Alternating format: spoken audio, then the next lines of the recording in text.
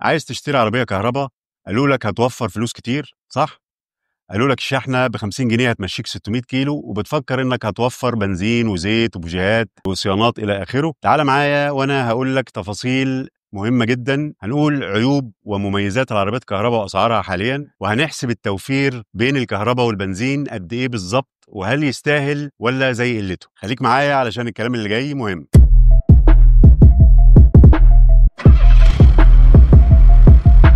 العربيات الكهرباء في مصر مميزاتها وعيوبها اللي محدش قالك عليها، ومفاجآت هتصدمك. النهارده هنتكلم عن حاجات انتشرت بالفعل في مصر والعالم كله، وهي العربيات الكهرباء، وهنعرف مميزاتها الحقيقية وعيوبها اللي ممكن تخليك تفضل عليها البنزين، وأسرار متعلقة بالسوق المصري. مميزات العربيات الكهرباء، أول حاجة والأهم وهي توفير فلوسك على المدى الطويل. العربيات الكهرباء أقل في تكلفة التشغيل. لو عندك عربية بنزين بتمشي مثلا 15 كيلو لكل لتر، اللي هي تقريبا 7 لتر بنزين هيمشوك 100 كيلومتر، وده بيكون في اغلب العربيات ال 1500 سي سي. احب اقول لك ان في العربيه الكهرباء هتمشي نفس المسافه باقل من الرقم ده بكتير جدا، وتعالوا نحسبها مع بعض. بس الحسبه دي في مصر هتغلبنا شويه عشان مرتبطه بثلاث مؤثرات. اول حاجه سعر الكهرباء، منزلي ولا تجاري، وكل نوع متقسم لشرايح. تاني حاجه سعه بطاريه العربيه وبتتقاس بالكيلو وات ساعه. تالت حاجه كفاءه الشحن، ودي بتتاثر بعوامل كتير هنتكلم عنها كمان شويه.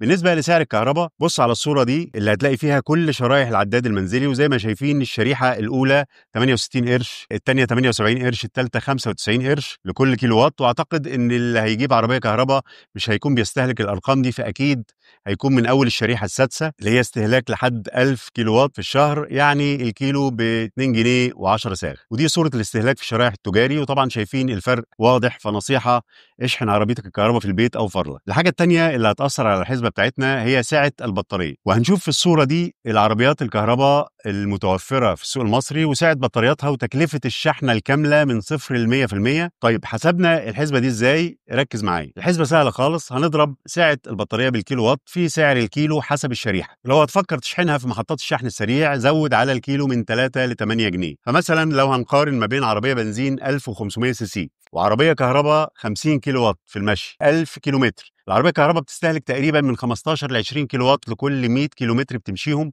والعربيه البنزين ال 1500 سي سي تستهلك تقريبا من 6 ل 8 لتر لكل 100 كيلومتر. والفرق ده حسب نوع السواقه، بتحرق ولا ماشي طبيعي، الهواء معاك ولا ضدك، سايق في مطالع ولا طريق مستوي، مشغل التكييف ولا لا، الجو صيف ولا شتاء.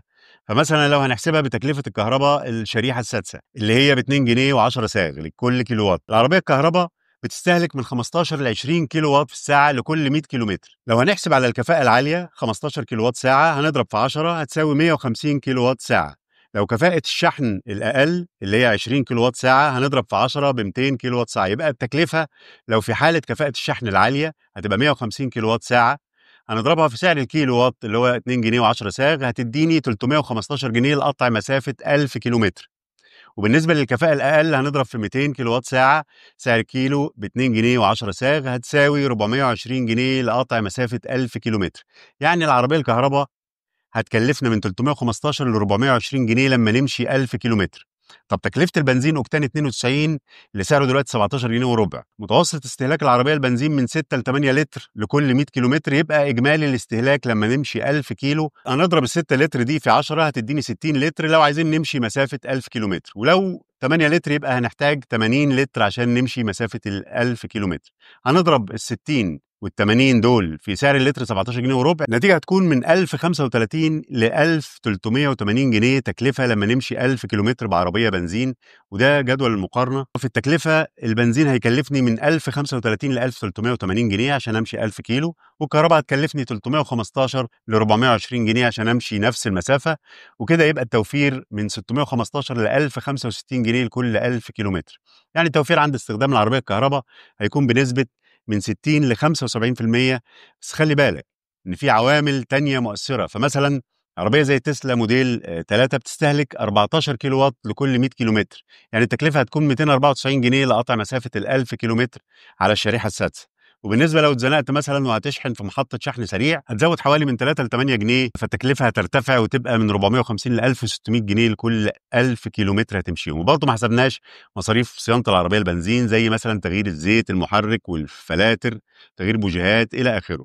ودي نسبة صعب جدا حسابها لأنها بتختلف حسب نوع الزيت اللي بتستخدمه ونوع عربيتك وسعر قطع الغيار اللي بتستعملها. طيب ايه موضوع كفاءة الشحن اللي هي الاي في تشارجنج افشنسي، ونعمل ايه علشان نزودها؟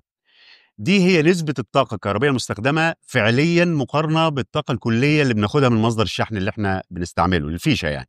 طيب ايه العوامل اللي بتأثر على كفاءة الشحن؟ اول حاجة نوع الشاحن او بنسميه مستوى الشحن. فمثلا الشحن البطيء بيديني 120 فولت، الكفاءة بتاعته بتبقى من 80 ل 90% بسبب فقدان الطاقة على شكل حرارة في الكابلات وفي عملية تحويل التيار من AC إلى DC. الشحن السريع اللي هو 240 فولت، الكفاءة بتاعته بتكون من 85 ل 92%، يعني أكتر كفاءة بسبب تقليل وقت الشحن والفقدان الحراري. بالنسبه للشحن فائق السرعه ده ما انصحش بيه، اللي هو الدي سي فاست تشارجنج، ده بيبقى 400 فولت وكفاءته بتكون من 90 ل 95%، لكنه طبعا بيسبب تدمير وتدهور اسرع للبطاريه مع الاستخدام المتكرر.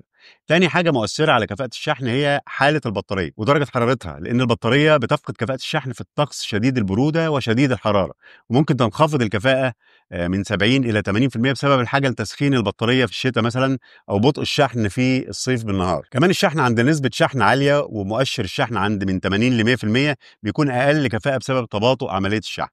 ثالث مؤثر وهو فقدان الطاقه في الكابلات والمحولات، كل ما زاد طول الكابل زادت المقاومه الكهربائيه، وده بيقلل الكفاءه. عشان كده لازم لو هتجيب عربيه كهرباء تكون ساكن في دور ارضي او فيلا، او تحطها في جراج خاص يكون فيه فيشه، لان كل لما كابل الكهرباء هيطول هتفقد طاقه اكتر. بعض الطاقة بتفقد في تحويل التيار المتردد من الاي سي إلى تيار مستمر دي سي عند استخدام الشواحن السريعة. بشكل عام كفاءة الشحن للعربيات الكهرباء بتتراوح بين من 80 إلى 95% اعتمادا على المؤثرات اللي قلناها، واللي لو عايزين نزود النسبة دي ونحافظ على البطارية فيفضل نبعد عن الشحن فائق السرعة، والعربية تتشحن بالشاحن المنزلي البطيء، وتكون الفيشة قريبة والشحن يتم أثناء الليل عشان درجة الحرارة تكون مناسبة. تاني ميزة للعربية الكهرباء بالنسبة للصيانة، في العربيات الكهرباء مفيش حاجة كتير بتبوظ، مفيش زيت محرك ولا سير كتينة، مفيش بوجيهات ولا فلاتر زيت وفلاتر بنزين، حتى الفرامل التيل مش هيتاكل بسرعة بسبب نظام الريجنريتيف بريكنج اللي بيخلي الفرامل تدوم أطول. الصيانة الدورية بتكون أساسية للبطارية والكاوتش فقط، لكن خلي بالك لو حصل عطل في المحرك الكهربي أو البطارية أو دايرة الحماية أو الكمبيوتر، فالتكلفة ممكن تكون عالية جدا أكتر من العربية البنزين، خاصة لو مفيش ضمان. ثالث ميزة الأداء والسرعة بالنسبة للعربية الكهرباء، مفيش أحسن من كده. عزم فوري عشان المحركات الكهرباء بتوصل لأقصى عزم من أول لحظة، فبتبقى سريعة جدا في الانطلاق. يعني مثلا التسلا موديل 3 دي بتوصل لل 100 كيلومتر في الساعة في 3 ثواني. هتلاقي العربية الكهرباء هادية جدا، مفيش ضوضاء محرك، يعني مش هتحس ان العربية دايرة، ولما هتقف في زحمة ولا حاجة بتكون العربية مريحة جدا. وفي كمان مزايا جديدة في مصر عشان تشجيع استخدام العربيات الكهرباء، ان بعض الموديلات ليها ضمان بطارية طويل بيوصل ل 8 سنين او 200 ألف كيلومتر، وفي محطات شحن سريعة مجانية في أماكن معينة زي بعض المولات والشركات. هتلاقي عروض التقسيط برضو مغرية جدا في بعض التوكيلات، وخاصة في العربيات الصيني زي البي واي دي والام جي. نخش بقى في الحاجة المهمة جدا اللي هي العيوب اللي محدش بيحذر منها. أول حاجة في العربيات الكهرباء مشكلة الشحن في مصر، وده بيعتبر أكبر تحدي. محطات الشحن السريع قليلة جدا للأسف، وخصوصا خارج العاصمة القاهرة واسكندرية. محطات الشحن نادرة، فمش هتقدر تسافر لمدن بعيدة بسهولة. بالنسبة لشاحن البيت العادي اللي هو ال 220 فولت، هتستنى من 8 ساعات ل 12 ساعة عشان تشحن العربية بالكامل. تكلفة تركيب شاحن منزلي سريع اللي هي محطة شحن سريع في بيتك يعني فاست تشارجر ممكن تكلفك من 20,000 ل 50,000 جنيه. البطارية من العيوب برضو، البطارية بتفقد كفاءتها مع الوقت. بعد تقريبا من 5 ل 8 سنين البطارية ممكن تخسر 10 ل 20% من كفاءتها، يعني المسافة اللي تقدر تمشيها بعد كل شحنة بتقل زي الموبايل اللي في ايد حضرتك بالظبط. لو البطارية أتلفت تماما وحبيت تغيرها، فأحب أقول لحضرتك سعرها ممكن يوصل ل 30 إلى 50% من سعر العربية الجديدة. الحر الشديد بيأثر على البطارية، في الصيف كفاءة الشحن والمسافة المقطوعة ممكن تقل بنسبة من 10 ل 15%، ولو العربية واقفة في الشمس فترات طويلة ده بيقلل من عمر البطارية. قطع الغيار مشكلتها إنها نادرة وغالية، ولو حصل لا قدر الله حادثة ممكن تستنى أسابيع أو شهور عشان قطع الغيار توصل للتوكيل، وخاصة في الموديلات الحديثة. والورش المتخصصة في صيانة العربيات الكهرباء قليلة جدا في مصر. المشكلة الأكبر بقى وهي مشكلة إعادة البيع الريسيل فاليو. السوق المصري لسه مش متقبل العربيات الكهرباء، ولو حاولت تعرض عربية كهرباء هتلاحظ قلة الطلب عليها في سوق المستعمل، وده بيخلي قيمتها تنزل بسرعة بمجرد ما تشتريها. والمشتري هيحط لك سعر قليل جدا لانه هيخاف من مشاكل البطاريات المستعمله، وهيحسب فاضل عليها قد ايه وتنتهي. وفي مشكله مهمه وهي السعر المبالغ فيه للعربيات الكهرباء. فمثلا حاليا دلوقتي عربيه ام جي 4 الكهرباء بتبدا اسعارها من 1,350,000 جنيه. عربيه مثلا زي البي واي دي سونج ال بتبدا اسعارها من حوالي 2 مليون جنيه مصري، وممكن توصل ل 2 مليون و100 الف. عربيه زيكر الكهرباء بتتوفر باسعار بتبدا من 2 مليون 700 الف، وممكن توصل ل 3 مليون 300 الف. فولكس فاجن اي دي 4 الكروس اوفر الجديده بادئه من مليون 950 الف، وبيوصل سعرها ل 2 مليون 350 الف. عربيات زي المرسيدس الكهرباء بتبدا اسعارها من 2 مليون 400 الف، وبتوصل ل 7 مليون و100 الف جنيه مصري. عربيه زي الهيونداي ايونيك 5 بتبدا اسعارها من 3 مليون 350 الف جنيه. وعربيه زي الاكس بنج جي 9 بتوفر باسعار بتبدا من 3 مليون 250 الف جنيه، وبتوصل ل 3 مليون 350 الف جنيه. عربيه زي النيسان ليف بتبدا اسعارها من مليون و200 الف. عربيه زي تسلا موديل 3 بتتراوح اسعارها من 2 مليون و500 الف ل 3 مليون جنيه. وارخص عربيات كهرباء في مصر بامكانياتها طبعا القليله جدا هي شانجان اي ستار، بتبدا من حوالي 398 الف جنيه. البي واي دي سيجول بتبدا من 605 الف جنيه. الخلاصه العربيه الكهرباء مناسبه ليك لو عندك مكان تشحن فيه في البيت او في الشغل، وده معناه انك ساكن في فيلا او دور ارضي او عندك جراج خاص، ولو معظم مشاويرك في المدينه يعني مش سفر طويل عشان تضمن وجود محطات شحن، ولو تقدر تتحمل تكلفه البطاريه لو باظت بعد من 5 ل 8 سنين، او حتى لو اخدت خبطه في الشاسيه من تحت من بلاعه مثلا او مطب، لان البطاريه موجوده تحت رجليك.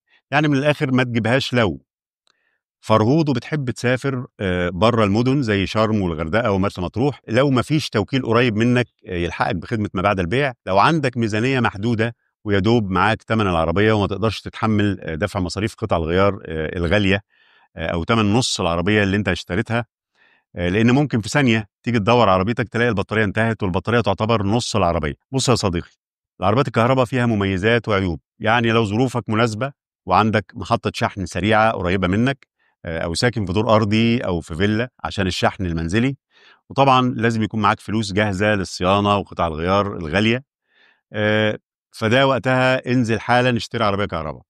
اما لو ما فيش الكلام ده، يبقى نستنى شويه لحد ما السوق المصري يتهيأ اكتر من ناحيه الاسعار ومحطات الشحن. قول لي بقى في الكومنتات، لو الحكومه عملت محطات شحن في كل مكان والاسعار نزلت، هتجيب عربيه كهرباء ولا برضه هتفضل خايف؟ هعمل تصويت في القناه للموضوع ده، والاجابه هتكون اهلا بالكهرباء او لسه خايف. ما تنساش تعمل لايك لو الفيديو افادك، وتشير الفيديو لاصحابك اللي بيفكروا يجيبوا عربيه كهرباء، واشترك في القناه علشان يجيلك الجديد في عالم السيارات. كان معاكم مهندس إيهاب بكر، أشوفكم على خير، سلام.